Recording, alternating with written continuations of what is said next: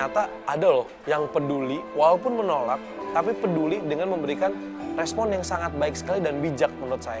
Dan di situ gue tadi bilang, oke, kita bungkus, tapi ternyata nggak beberapa saat kemudian si ibu itu balik lagi. Tolong bu, enggak bu, kalau siapa tahu ada tetangganya ibu yang mau merawat anak saya bu. Enggak, siapa tahu tetangganya ibu yang mau merawat anakku bu. Tolong bu, tolong aku mau di penjara hari ini juga bu. Tolong bu, tolong aku.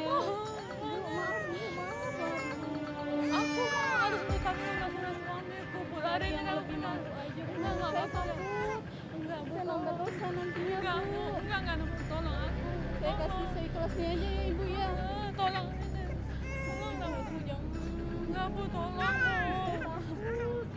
Aduh, aku mau di penjara bu. Aku mau di penjara kalau sama aku mau jangan. Kameranya lu dari sini dulu aja bang. Nanti kalau misalnya kamera kira-kira udah enak untuk keluar, gue udah ngejelasin, nanti baru keluar ya. Tunggu kode gue ya.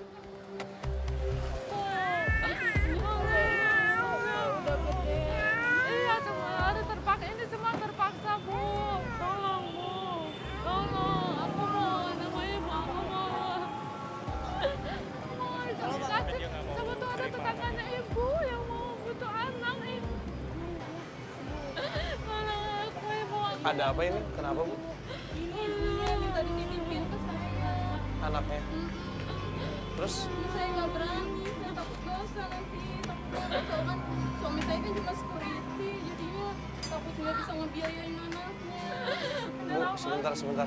Tadi saya sempat lihat ibu tadi sempat diminta tolong, terus ibu balik lagi. Ibu kenapa mau balik lagi, mau merawat? Bukan merawat, saya mau kasih uang sebenarnya seikhlasnya aja, saya ibadah di rumah ini. Oh, Tolong aku. gitu. Ibu tinggal di mana? Di Pasar Rebo. Anak berapa bu? Anak satu.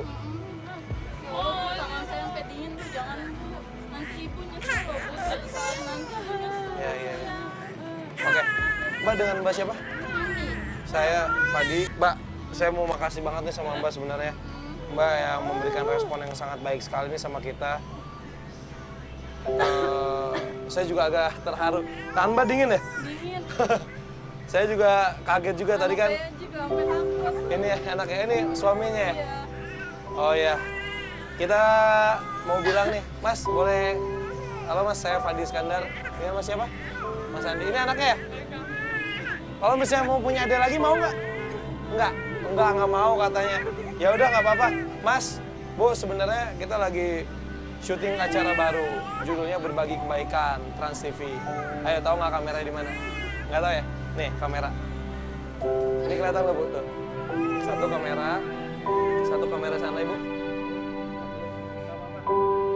Ini kenapa nih alasannya balik lagi tadi? Saya merasa iba sama ibunya.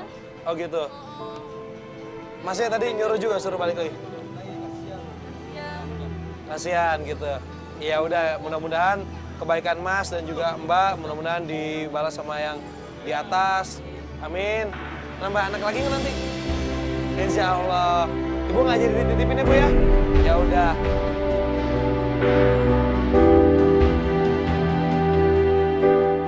Udah Bu, jangan nangis lagi Bu. Udah. Nah Ibu jangan nangis lagi ya. Ketemu orang baik kita Bu. Alhamdulillah Bu ya. Ibu. Ini talent kita. Ini cerita kehidupan aku sebenarnya itu aku nggak tahan. Aku dari hamil 5 bulan suami aku nggak pulang-pulang sampai sekarang punya anak 3 masih kecil-kecil. Sampai aku ngantar ke sini syuting didampingin sama tetangga aku.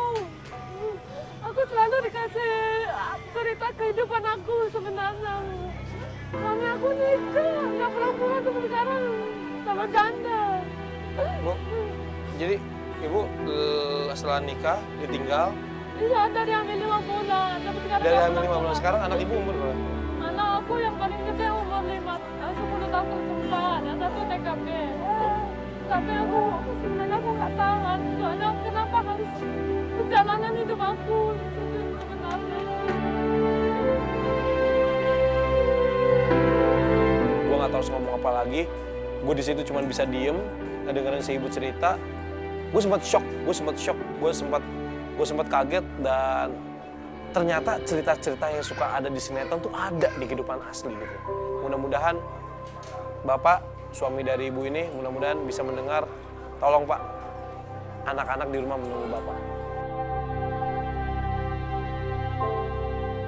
Anak-anak balita atau anak balita terlantar, anak yang baru lahir terlantar ini banyak kita temukan, dinas sosial sering menemukan di terminal, di jalan, di mal, di rumah sakit.